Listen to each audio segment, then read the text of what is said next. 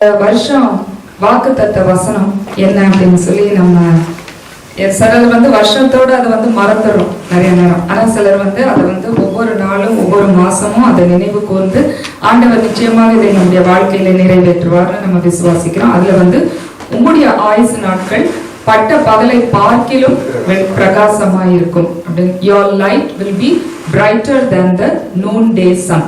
So அதை உறுதிப்படுத்துற மாதிரி இந்த வாரத்துல உள்ள வேத பாடங்கள்ல ஒரு வசனம் நம்ம பார்க்கிறோம். அதுல ஏசாயா 58ஆம் அதிகாரத்துல நம்ம வாசிக்கிறோம். உபவாசத்தை பத்தி சொன்னாலும் அதுல ஒரு ஆசீர்வாதம் அதுல என்ன வருது அப்படின்னு சொல்லி பார்த்தோம்னா, உன்னுடைய வெளிச்சம் இருளிலே அப்பொழுது இருளிலே உன் வெளிச்சம் பிரகாசித்து உன் அந்தகாரம் மத்தியானத்தை போல் இருக்கும். அப்போ your light will rise in darkness and your gloom will be like the noonday sun. So மத்தியான வெளிச்சத்தை போல உன்னுடைய அந்தகாரம், என்னெல்லாம் நம்ம லைஃப்ல இருட்டா இருக்குதோ அந்தகாரமா இருக்குதோ அது எல்லாம் மத்தியான வெளிச்சத்தை போல noonday sun போல அப்படி பிரகாசமா இருக்கும் அப்படின்னு. ஸோ சன் நம்ம பார்த்தோம்னா காலையில டான்ல கொஞ்சம் அப்படியே மைல்டா இருக்கும் லைட்டு, சன்செட்லயும் கொஞ்சம் கம்மியா இருக்கும். மேக்சிமம் பிரைட்னஸ் அந்த பட்ட பகல்ல தான் இருக்கும், மத்தியான வெளிச்சத்துல தான் இருக்கும். இந்தியால எல்லாம் பார்த்த இந்த டிராபிக்கல் கண்ட்ரீஸ்ல எல்லாம் பார்த்தோம்னா மத்தியான நேரம் ரொம்ப வெயில் ரொம்ப அதிகமா இருக்கும், வெப்பம் அதிகமா இருக்கும். கொஞ்சம் வெயில் தளரட்டும் அப்புறம் வெளியில போலாம் அப்படின்னு சொல்றத நம்ம கேட்கிறோம். இங்க இப்ப இருக்கிற குளிருக்கு என்ன சொல்லுவாங்க, காலையிலயோ நைட்டு போகாம ஒரு மத்தியான டைம்ல வெளியில போலாம், அப்பதான் பெட்டரா இருக்கும் அப்படின்னு சொல்றோம். ஏன்னா அந்த மத்தியான டைம் தான் பாத்தீங்கன்னா peak of heat, bright light, energy எல்லாமே அந்த நூன் டேல தான் இருக்கும். அந்த பிரைட்னஸை விட மேக்சிமம் சன்னோட பிரைட்னஸ் அந்த மத்தியான வேளையில தான் இருக்கும். அதை விட உங்களுடைய லைஃப் பிரைட்டா இருக்கும், பிரகாசமா இருக்கும் அப்படின்னு தான் ஆண்டவர் சொல்றாரு. சோ நான் இன்னைக்கு ஏசாயா தீர்க்கதரிசி சொல்றாரு, அட்லீஸ்ட் உங்களுடைய அந்தகாரம் எப்படி ஆகுமா, மத்தியான வெளிச்சத்தை போல் இருக்கும். ஆனா நமக்கு கொடுக்கப்பட்ட வருஷ ஆசீர்வாதம் என்னன்னு சொல்லி பார்த்தோம்னா, மத்தியான வெளிச்சத்தை பார்க்கிலும் பிரகாசமா இருக்கும். பட் அட்லீஸ்ட் மத்தியான வெளிச்சத்தை போல இருக்கிறதே ஒரு பெரிய ஒரு பிரகாசமான ஒரு இதுதான். சோ அப்படி அந்த பிரைட்னஸ் நம்மளுக்கு வேணும்னா நம்ம என்ன செய்யணும் அப்படின்றதான் பார்க்க போறோம். நல்லா இருக்கு கேட்கறதுக்கு, உன்னுடைய வாழ்க்கை அப்படி பிரகாசமா இருக்கும். மேக்சிமம் ஏதோ கொஞ்சம் நம்ம வாசிக்கிறோம்ல, பாடுறோம்ல, இந்த அருள் ஏராளமாய் பெய்யும்ல, அற்பமாய் சொற்பமாய் அல்ல திரளாய் பெய்யட்டுமே. அது மாதிரி பிரகாசம் கூட ஏதோ கொஞ்சம் பெட்டரா இருக்கு அப்படின்ட்டு மேக்சிமம் பிரைட்னஸ் அதை உங்க லைஃப்ல கொடுக்குறேன் அப்படின்னு சொல்லி ஆண்டவர் சொல்றாரு. சோ அது எப்படி கிடைக்கும் நமக்கு அப்படின்றதான் இன்னைக்கு வாசிக்க கொடுக்கப்பட்ட வேத பகுதிகள்ல நம்ம பார்க்க போறோம். சங்கீதத்துல கூட பார்க்கும்போது இந்த பிரைட்னஸ் பத்தி, செம்மையானவர்களுக்கு இருளிலே வெளிச்சம் உதிக்கும். 112ஆம் சங்கீதம் மாறி மாறி வாசிக்கிறதுல நம்ம அதுல ஒரு வசனம் இருந்துச்சு, கேட்டோம். செம்மையானவர்களுக்கு இருளிலே வெளிச்சம் உதிக்கும். அது சாதாரண வெளிச்சம் கிடையாது, மத்தியான பட்ட பகலை பார்க்கிலும் அப்படி ஒரு பிரகாசமான ஒரு வெளிச்சம் உதிக்கும் அப்படின்னு சொல்லி பார்க்கிறோம். மத்தேயு எழுதின சுவிசேஷத்திலையும் அந்த பிரகாசத்தை குறித்து நம்ம வாசிக்கிறோம். அது எப்படின்னா, உங்கள் வெளிச்சம் எப்படி இருக்குமா, மரக்காலால் மூடி வைக்காமல் விளக்கு தண்டின் மேலே வைத்து எல்லாருக்கும், வீட்டில் உள்ள அனைவருக்கும் அது பிரகாசமா இருக்கும். இப்போ ஒரு விளக்கை எடுத்துட்டு அந்த விளக்க கொளுத்தி எல்லாம் பண்ணிட்டு அதை மூடி வச்சா அதனால ஒரு பிரயோஜனமும் இல்ல. அதே மாதிரி நம்மளும் மத்தவங்களுக்கு ஒரு லைட்டா இருக்கணும்னா, மத்தவங்களுக்கு ஒரு பிரகாசம், நமக்கு மாத்திரம் ஆண்டவர் அந்த வெளிச்சத்தை கொடுக்கிறாருன்னா we have to share it with others. அவங்களும் அந்த பிரகாசமான ஒரு வாழ்க்கை அவங்களுக்கும் அது வேணும் அப்படின்னா நம்ம என்ன பண்ணணும், மலையின் மேல் இருக்கிற பட்டணத்தை போல. இப்ப city that is built on a hill will not be hidden. எவ்வளவு மேல இருக்குதோ அப்ப எல்லாருக்கும் அந்த பட்டணம் தெரியும். அதே மாதிரி அந்த விளக்கு விளக்கு தண்டின் மேல வச்சா வீட்டில் உள்ள எல்லாருக்கும் பிரகாசமா இருக்கிறது போல நீங்களும் என்ன ஆகுமா, உங்கள் வெளிச்சம் மற்றவர்களுக்கு காணப்பட்டு பிதாவினுடைய நாமம் மகிமைப்படும் அப்படின்னு சொல்லி பார்க்கிறோம். சோ இந்த ஒரு பிரைட் ஆசீர்வாதம், ஒரு பிரகாசம், ஒரு இந்த பிளெஸிங்ஸ் இதெல்லாம் கிடைக்கணும்னா நம்ம என்ன பண்ணணும் அப்படின்றத இந்த ஏசாயா 58ஆம் அதிகாரத்துல பாக்குறோம். இது ஆக்சுவலா பாத்தீங்கன்னா ஃபாஸ்டிங் பத்தி வருது. நம்ம நினைக்கலாம் லென்ட்டுக்கு இன்னும் நாள் இருக்கு, இன்னும் நிறைய நாள் இருக்கு, ரைட்? அட்லீஸ்ட் நிறைய நாள் இல்ல, but we are closing it. But still இந்த 18th அன்னைக்கு ஆஷ் வென்ஸ்டே வருது. அதுக்கு முன்னாடியே ஒரு ப்ரீ லென்ட் ப்ரிப்பரேஷன் மாதிரி இன்னைக்கு இந்த வாசிக்க கேட்கிற இந்த பகுதி எல்லாமே it's all about fasting. So இந்த 58ஆம் அதிகாரத்துல ஃபாஸ்டிங்னா நம்ம எல்லாருக்குமே தெரியும், சும்மா ஏதோ பட்னி கடந்து சாப்பிடாம இருக்கிறது மாத்திரம் கிடையாது, எப்படி ஃபாஸ்ட் பண்ணணும் அப்படின்றதும் பாக்குறோம்ல. பசி உள்ளவர்களுக்கு உன் ஆகாரத்தை பகிர்ந்து கொடுக்கணும், துரத்துண்ட சிறுமியானவர்களை வீட்டிலே சேர்த்து கொள்ளணும், வஸ்திரம் இல்லாதவர்களை பார்த்தால் வஸ்திரம் கொடுக்கணும், மாம்சமானவனுக்கு உன்னை ஒழித்துக் கொள்ளாமல் இருக்கணும். இதெல்லாம் நம்மளுக்கு ரூட்டீனா நமக்கு தெரியுதான். சோ நிறைய பேர் சிலர் வந்து இதை ஃபால்ஸா கொஞ்சம் இன்டர்பிரேட் பண்ணி என்ன சொல்லுவாங்க, ஓ அப்பனா நாங்க வந்து லென்டன் டேஸ்ல கஷ்டப்பட்டு நம்ம உட்கார்ந்து ஃபாஸ்ட் பண்ணணும்ல அவசியம் கிடையாது, நம்ம சேரிட்டி பண்ணா போதும், மத்தவங்களுக்கு சாப்பாடு கொடுத்து ஒரு சோஷியல் சர்வீசஸ் பண்ணா போதும் அப்படின்னு சொல்லி நினைக்கலாம். ஆனா அப்படி கிடையாது. You need to do both அப்படின்றது. ஃபாஸ்டிங்கும் இருக்கணும், அதே சமயத்துல மத்தவங்களுக்கும் நம்ம வந்து ஹெல்ப் பண்ணணும். சோ இதெல்லாம் வந்து எதெல்லாம் நம்ம செய்யாம இருக்கிறோம் இதெல்லாம் செய்யணும்ன்றாரு. So those are all sins of omission. அதாவது நம்ம மத்தவங்களுக்கு கொடுக்காம இருக்கிறது, பகிர்ந்து கொடுக்காம இருக்கிறது. பட் இது வந்து நம்ம காமனா பாக்குறது. ஆனா இதே ஏசாயா 58ஆம் அதிகாரத்துல there are some sins of commission which we do. இதையும் நீங்க செய்யாம இருந்தாதான் மத்தியான வெளிச்சத்தை பார்க்கிலும் பட்ட பகலை பார்க்கிலும் உங்கள் வாழ்க்கை பிரகாசமா இருக்கும். சோ இன்னைக்கு வந்து நம்ம பார்க்க போறது மெயினா வந்து the sins of commission, not the sins of omission. அது நம்ம யூசுவலா எப்பவுமே தியானிக்கிறது தான், பசி உள்ளவங்களுக்கு ஆகாரம் கொடு. சோ எதெல்லாம் நம்ம வந்து செஞ்சுட்டு இருக்கிறோமோ அதெல்லாம் இன்னைக்கு செய்யாம இருக்கணும். அந்த மெயினா ஒரு சில பாயிண்ட்ஸ் தான் இந்த ஏசாயா 58ஆம் அதிகாரத்துல நம்ம பார்க்க போறோம். சோ அதுல வந்து ஃபர்ஸ்ட் வந்து என்னன்னா, நீங்கள் உபவாசிக்கும் பொழுது உங்கள் இச்சைகளை எல்லாம் நடப்பித்து உங்கள் வேலைகளை எல்லாம் கட்டாயமாய் செய்கிறீர்கள். So look, when you fast, you serve all your needs and you oppress others அப்படின்னு அதுல போட்டிருக்கு. So you serve all your needs. So உபவாசம் பண்ணும்போது நம்ம என்ன பண்றோம், ஒரு பக்கம் ஃபாஸ்டிங் பிரேயர் பண்றோம், ஆனா இன்னொரு பக்கம் வந்து என்ன பண்றோம், we are serving our needs. அந்த உபவாசமே வந்து நம்மளுடைய தேவைகளுக்காக, உங்கள் இச்சைகளின்படி நீங்கள் நடந்து. ஆனா இங்கிலீஷ்ல வந்து அது வந்து your needs ன்னு போட்டிருக்குது, or for what you want. அப்போ நம்ம உபவாசம் பண்றது நம்ம தேவைகளுக்காக பண்ணக்கூடாதா அப்படின்னு சொல்லி நம்ம நினைக்கலாம். ஏன்னா பைபிள்ல படி நம்ம வேதத்தின்படி நம்ம பார்த்தோம்னா நிறைய உபவாசம் வந்து it's not for personal needs. எஸ்தரின் புத்தகத்துல பாத்தீங்கன்னா அவ வந்து நேஷனுக்காக ஃபாஸ்ட் பண்ணி ஜெபம் பண்றான்னு சொல்லி பாக்குறோம். இது யோனா தீர்க்கதரிசியின் புத்தகத்துல நம்ம பார்க்கும்போது அந்த நினிவே பட்டணத்தார்லாம் எதுக்காக ஃபாஸ்ட் பண்றாங்கன்னா அவங்களுடைய பாவங்களுக்காக உபவாசித்து ஜெபிக்கிறார்கள்னு சொல்லி பாக்குறோம். சோ இப்படி நிறைய வந்து either we fast and pray for the country or we fast and pray for our sins. இதுல வந்து என்னன்னா உங்கள் தேவைகளுக்காக நீங்கள் உபவாசம் பண்ண கூடாதுன்னு போட்டிருக்கே. அப்பனா நம்ம நிறைய நேரம் பண்றோம்ல, நம்ம ஒரு சிக்னஸ் வந்துச்சுன்னா ஒரு ஃபாஸ்டிங் பிரேயர் போட்டா இந்த சிக்னஸ் சரியாயிரும், இல்லைன்னா ஃபேமிலியில ஒரு பிரச்சனை வருது, இல்லைன்னா பிள்ளைங்களுக்காக நிறைய காரியங்களுக்காக ஒரு ஃபாஸ்டிங் பண்ணா நம்மளுக்கு சரியாயிரும் நினைக்கிறோம். அப்பனா இந்த வசனத்தின்படி நம்ம நீட்ஸுக்கு நம்ம ஃபாஸ்ட் பண்ண கூடாதா அப்படின்னு சொல்லி நம்ம யோசிக்கலாம். ஆனா பிப்ளிக்கலா பார்த்தாலே நம்ம நீட்ஸுக்கு நம்ம டெஃபினட்டா ஃபாஸ்ட் பண்ணலாம். என்னன்னு சொல்லி பார்த்தோம்னா ஏசாமியின் காலத்துல ஒரு முறை ஒரு தகப்பன் வந்து தன்னுடைய பையன் வந்து he had a severe convulsive disorder, Chandra ரோகியாய்.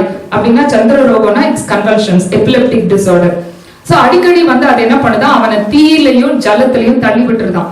So ஒரு பையன் அந்த தகப்பனுக்கு, சோ அந்த தகப்பனுக்கு பையன் இப்படி கஷ்டப்படுறத பார்த்து அவனால அதை சகிக்க முடியல. சோ அவன் என்ன பண்றான், ஏசாமியினுடைய டிசைபிள்ஸ் கிட்ட போயிட்டு இந்த மாதிரி கஷ்டப்படுறான்னு, டிசைபிள்ஸ் என்னென்னலாமோ பண்ணி பாக்குறாங்க, இவனை விட்டு போ அப்படி இப்படின்னு அதட்டி என்ன ட்ரை பண்றாங்கனாலும் பிரேயும் பண்றாங்க, தலையில கை வைக்கிறாங்க, என்ன பண்றாங்க, நத்திங் ஹேப்பன்ஸ். அவன் அப்படியே தான் இருக்கிறான். சோ டெஸ்பரேட்டா இந்த தகப்பன் கடைசியில வந்துட்டு என்ன பண்றான், நானே டைரக்டா போய் டிசைபிள்ஸ் தான் பண்ண முடியல, so let me go to the மாஸ்டர்னு நேரா ஏசாமிட்டே போயிட்டு இந்த மாதிரி என் பையன் இவ்வளவு கஷ்டப்படுறான், உங்க சீஷர்களால அதை சரிப்படுத்த முடியல, என்ன பண்ணலாம் அப்படின்னு சொன்னோடனே ஏசாமி வந்து அதட்டி அது வெளியில போயிருது, அவனுக்கு சுகம் கிடைச்சிருது, எல்லாம் ஆயிட்டு அதுக்கப்புறம் அவர் என்ன சொல்றாரு, இந்த வகையான ஜாதி பிசாசு ஜபத்தினாலும் உபவாசத்தினாலேயும் அன்றி வேறு எவ்விதத்திலும் போகாது அப்படின்றார். சோ ஃபாஸ்டிங் வந்து நம்முடைய சொந்த காரியங்களுக்காகவும் நம்ம டெஃபினட்டா ஃபாஸ்ட் பண்ணலாம். ஏதோ நம்முடைய பாவங்களுக்காக மாத்திரம் தான், இல்லைன்னா கட்ரிக்காக மாத்திரம் தான் கிடையாது. நம்ம பர்சனல் நீட்ஸ்க்காக டெஃபினட்டா நம்ம ஃபாஸ்ட் பண்ணலாம். உங்களுக்காகவும் உங்கள் பிள்ளைகளுக்காகவும், இல்ல உங்க ஃபேமிலி, ஜாப், ஹெல்த், எதுக்கு வேணாலும் நம்ம ஃபாஸ்ட் பண்ணி ப்ரே பண்ணும்போது நிச்சயமா அங்க விடுதலை கிடைக்கும் ஏசாமி சொல்றாரு.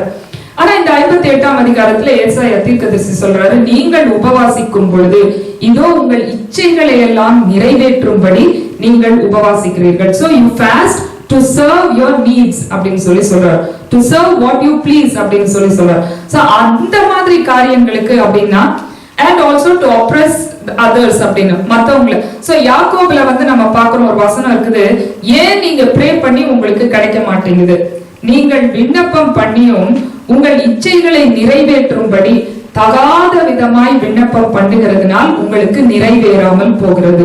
சோ இங்க வந்து உங்க needs to serve as you please என்ன காரியத்துக்காக ஃபாஸ்ட் பண்றோம்னா, ஆண்டவரே so let me win this argument or you destroy my enemy, இவன் எனக்கு பிடிக்காதவன் அவனை டிஸ்ட்ராய் பண்ணுங்க, இல்லனா இவனுக்கு கெடுதல் உண்டுங்க அப்படின்னு சொல்லி நம்ம பர்சனல் விம்ஸ் அண்ட் ஃபேன்சிஸ்க்காக நம்ம ஃபாஸ்ட் பண்ணி ப்ரே பண்ணோம்னா அது நடக்கவே நடக்காது. ஓ இவனை அழிங்க, அவனை டிஸ்ட்ராய் பண்ணுங்க, இவன் ஒண்ணும் இல்லாம போகட்டும், இதுக்கெல்லாம் கூட சிலர் ஃபாஸ்ட் பண்ணி ப்ரே பண்றாங்க. அதுதான் அந்த காலத்துல ஜனங்கள் பண்றாங்க. உங்களுடைய இச்சைகளை நிறைவேற்றுகிறதற்காக நீங்கள் உபவாசம் பண்ணி அது நடக்கணும்னு வேற நினைக்கிறீங்க. அதுக்கப்புறம் அது நடக்கலன்னு உடனே ஏசாயா 58 அதிகாரம் அந்த முந்தின வெர்சஸ்ல பாக்குறோம், கடவுளை வேற கேக்குறாங்களாம், நாங்க ஃபாஸ்ட் பண்ணியும் ஏன் நடக்கல அப்படின்னு கேட்கும்போது, what ever you are asking for was not right, அது சரியா இல்லாததுனாலதான் உங்களுக்கு அது நடக்க மாட்டேங்குது. ஒருவேளை நம்மளுக்கு விரோதமா எனிமீஸ் இருக்கலாம், நம்மளை அப்ரஸ் பண்றவங்க எல்லாம் இருக்கலாம். ஆனா ஆண்டவர் வந்து என்ன சொல்றாரு, பழி வாங்குதல் எனக்குரியது, நானே பதில் செய்வேன். சோ இந்த மாதிரி காரியத்துக்கெல்லாம் நீ ஃபாஸ்ட் பண்ணாதன்னு சொல்லி சொல்றாரு. அது ஒண்ணு. ரெண்டாவது வந்து நம்ம பாக்குறோம், இதோ வழக்குக்கும் வாதுக்கும் துர்ச்செய்திகளினால் உங்கள் கைகளை குத்துகிறதற்கும் நீங்கள் உபவாசிக்கிறீர்கள். சோ அப்படின்னா என்னன்னா, you fast to quarrel and fight and to strike with a wicked fist. வழக்குக்கும் அப்படின்னா quarrel பண்றீங்க, வாதுக்கும் அப்படின்னா fight பண்றீங்க, அப்புறம் துர்க்கிரியைகளினால் உங்கள் கைகளினால் குத்துகிறதற்கும். so you strike with a wicked fist அப்படின்னு.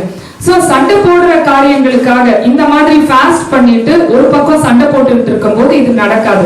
நிறைய நேரம் ஃபாஸ்டிங்னு சொல்லி அங்க பயங்கர சண்டை சச்சரவுகள் இருக்கும்.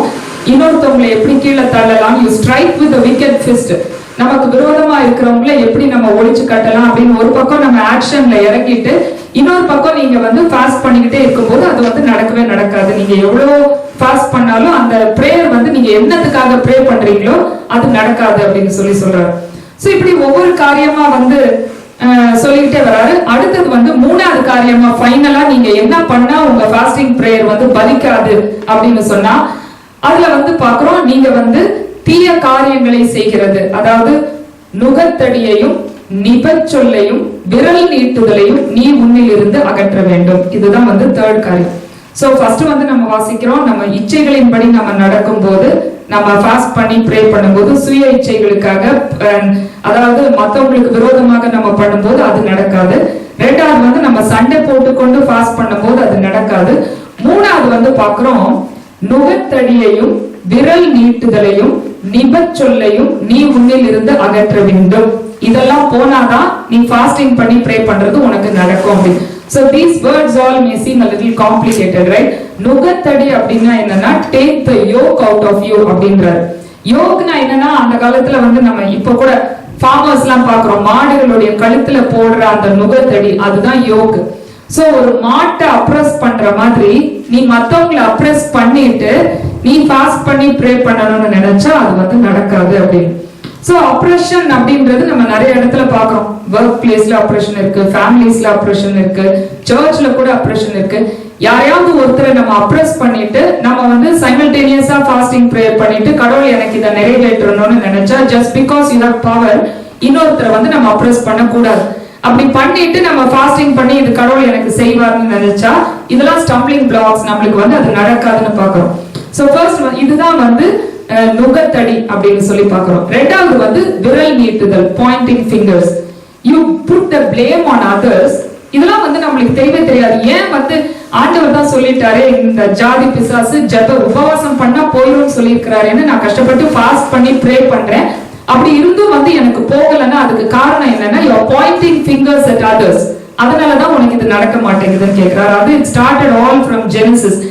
ஆதாம் கிட்ட போய் கேட்டா, he pointed his finger at Eve, நீர் கொடுத்த இந்த ஏவாள் தான் என்ன இதை செய்ய வச்சான்னு, rather than accepting his fault. So நம்மளும் நம்ம ஃபால்ட் அக்செப்ட் பண்ணாம அதுக்கு ஒரு காரணம் சொல்லி இதனாலதான் நான் இதை பண்ணேன், அதனாலதான் நான் இதை பண்றேன்னு சொல்லிட்டு நம்ம ஃபாஸ்ட் பண்ண அது நடக்காது. ஏவாள் ஏவாள் சொல்றா, நீர் அந்த சர்ப்பம் தான் என்ன வஞ்சித்தது. she pointed fingers on the serpent. இப்படி ஒவ்வொருத்தரும் ஒவ்வொருத்தர் மேல வந்து பழிய தூக்கி போடுறேன்னு பாயிண்டிங் ஃபிங்கர்ஸ் பண்ணிக்கிட்டே இருந்தா நம்மளுடைய ஃபாஸ்டிங் பிரேயர்ல பதிலே கிடைக்காதுன்னு சொல்லி பாக்குறோம். சவுல் கூட he pointed his fingers on the people.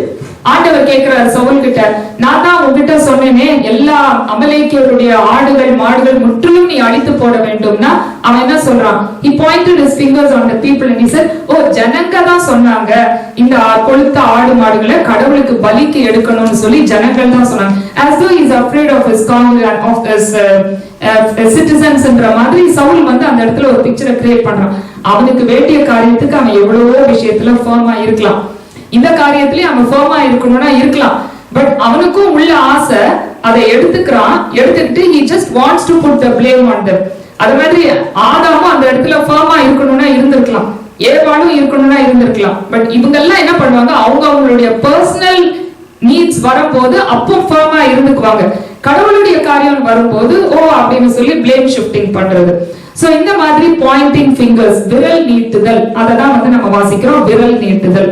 So இதுல வந்து நுகத்தடி அப்படின்றது யோக், மத்தவங்களை அப்ரெஸ் பண்றது. ரெண்டாவது வந்து விரல் நீட்டுதல்னு பாக்குறோம், பாயிண்டிங் ஃபிங்கர்ஸ் ஆன் அதர்ஸ். அப்படி பண்ணிட்டு நம்ம ஃபாஸ்டிங் பண்ணும்போது அது வந்து நடக்கவே நடக்காது. நம்ம எவ்வளவு நேரம் ஃபாஸ்ட் பண்ணாலும், எத்தனை நாள் ஃபாஸ்ட் பண்ணாலும் அது வந்து நடக்கவே நடக்காதுன்னு சொல்லி பாக்குறோம். விரல் நீட்டுதல் வந்து நாட் ஜஸ்ட் பிளேம் ஷிஃப்டிங் மாத்திரம் கிடையாது, இன்னொருத்தரை பாயிண்ட் பண்ணி அவனை அக்யூஸ் பண்றதும் அப்படி பண்ணாலும் நடக்காது. அந்த பரிசேயன் ஆயக்காரன் ஜபத்துல பரிசேயன் விரல் நீட்டுதல் செய்றான். he is pointing fingers on the tax collector and he is telling I am not like him அப்படின்னு. சோ அப்பவும் பாருங்க, அவன் வாரத்துல 2 நாள் உபவாசம் பண்ணி வேஸ்டா போயிடுச்சு. அதுல ஒரு பெனிஃபிட் ஒரு எஃபெக்டும் இல்லாம போயிடும், ஏன்னா அவன் விரல் நீட்டுதல் செய்கிறான். சோ நுகத்தடியையும் பரிசேயர் வந்து விரல் நீட்டுதல் மாத்திரம் இல்ல, நுகத்தடியும் they put the yoke on others. அவங்க வந்து they just lay the rules, they don't follow the rules. மற்றவர்கள் மேல் பாரமான சுமைகளை சுமத்துகிறார்கள் அப்படின்னு சொல்லி பார்க்கிறோம். சோ நுகத்தடியையும் விரல் நீட்டுதலையும் நிபச்சொல்லையும், நிபச்சொல்னா ஸ்பீக்கிங் ஈவில், சோ மத்தவங்களை பத்தி தீமையான காரியங்களை பேசுகிறது, இதெல்லாம் பண்ணிட்டு ஃபாஸ்டிங் பிரேயர் பண்ணும்போது நடக்கவே நடக்காது. சோ 3 காரியங்கள் இந்த இடத்துல பாக்குறோம். எப்போ வந்து உன்னுடைய சுக வாழ்வு சீக்கிரத்தில் துளிர்க்கும், எப்பொழுது உன்னுடைய பிரகாசம், உன்னுடைய அந்தகாரம் மத்தியான வெளிச்சத்தை போல இருக்கும் அப்படின்னா, ஃபர்ஸ்ட் வந்து நம்ம என்ன பண்ணணும், நம்ம இச்சைகளின்படி நம்ம ப்ரே பண்றதை நிப்பாட்டணும். ரெண்டாவது இந்த சண்டைகள் சச்சரவுகள் இதை நிப்பாட்டணும். மூணாவது வந்து நமக்கு இந்த நுகத்தடி, இந்த விரல் நீட்டுதல், இந்த நிபச்சொல் இதையெல்லாம் நிப்பாட்டினா அதுக்கப்புறம் தான் வந்து ஆண்டவர் வந்து என்ன பண்ணுவாரு, அப்பொழுது உன்னுடைய வெளிச்சம், உன்னுடைய சுக வாழ்வு சீக்கிரத்தில் தொழிற்கும், உன்னுடைய இருளிலே உன் வெளிச்சம் உதிக்கும் அப்படின்னு பாக்குறோம். நம்ம லைஃப் எவ்வளவு இருட்டா இருந்தாலும் கரெக்டா ப்ராப்பரா நம்ம அந்த ஃபாஸ்டிங் பிரேயர் பண்ணும்போது இருளிலே உன் வெளிச்சம் உதிக்கும், உன் அந்தகாரம் மத்தியான வெளிச்சத்தை போல் பிரகாசமா இருக்கும் அப்படின்னு சொல்லி நம்ம பாக்குறோம். சோ இதுலயே இது தொடர்ந்து நம்ம வந்து அப்படியே அடுத்தது வந்து நம்ம இந்த கொரிந்தியருக்கு நம்ம வாசிக்கிற இந்த நிருப வாக்கியத்துல வாசிக்க கேட்டோம்ல.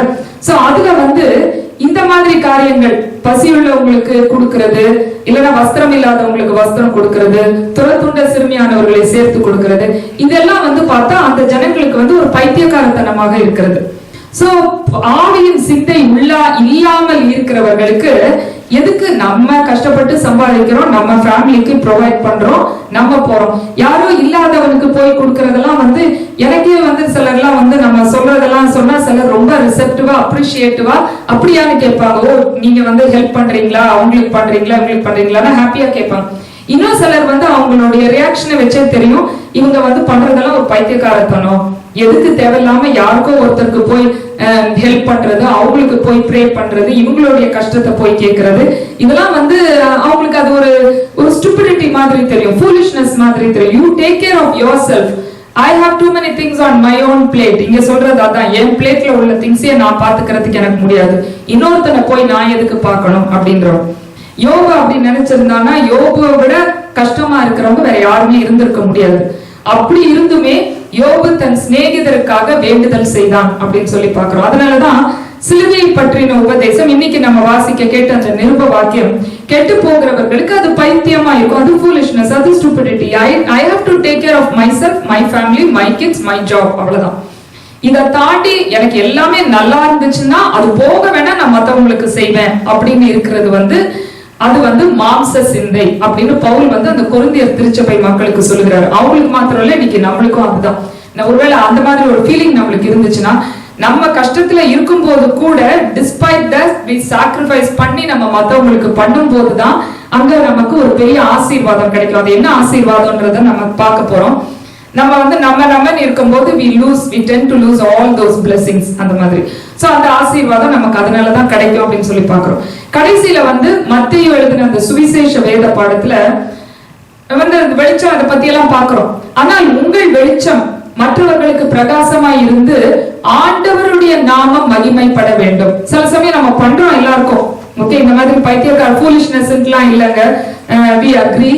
நாங்க வந்து மத்தவங்களுக்கும் ஹெல்ப் பண்ணணும், பசி உள்ளவர்களுக்கு சாப்பாடு கொடுக்கணும், மத்தவங்களுக்கு என்னென்ன தேவையா இருக்கிறவங்களுக்காக போய் ப்ரே பண்றோம், அவங்களை விசிட் பண்றோம், ஹவுஸ் விசிட்டிங் பண்றோம், சிக்கா இருக்கிறவங்களை hospital visiting, prison jail ministry, அது இதெல்லாம் நாங்க பண்றோம். ஆனா பண்ணிட்டு கூடவே வந்து பிதாவினுடைய நாமம் மகிமைப்படும்படியாக அப்படின்னு சொல்லாம நம்ம சொந்த பேர் புகழுக்காக பண்ணுகிற காரியங்கள். சில சமயம் சாத்தான் நம்மள நல்லா அலோவ் பண்ணுவான், நீ போய் பண்ணு, மத்தவங்களுக்கு நீ எவ்வளவு வேணா ஹெல்ப் பண்ணு, but you take the glory, you take the fame அப்படின்னு. சோ அப்ப என்ன ஆகுது, நம்ம பண்றதெல்லாம் கடைசியில வேஸ்டா போயிருது. நீ உபவாசம் பண்ணும்போது என்ன சொல்றாரு, உன் தலைக்கு எண்ணெய் பூசி உன் முகத்தை கழுவு. அந்த ஆயக்காரர் பரிசேர்லாம் முகத்தை வாடலா போட்டுக்கிறாங்க. ஜெபம் பண்றது 100 பேர் பாக்குற முன்னாடி பண்றாங்க. அண்ட் வந்து அவங்க தான தர்மங்கள் செய்யும் போது 10 பேர் பாக்குற மாதிரி செய்யறாங்க. அப்போ நீ செஞ்சது எல்லாம் அடைந்து தீர்த்தாயிற்று, எல்லாமே முடிஞ்சு போயிடுச்சு, சோ எல்லாமே வேஸ்ட் தான் அப்படின்னு சொல்லி சொல்றாரு.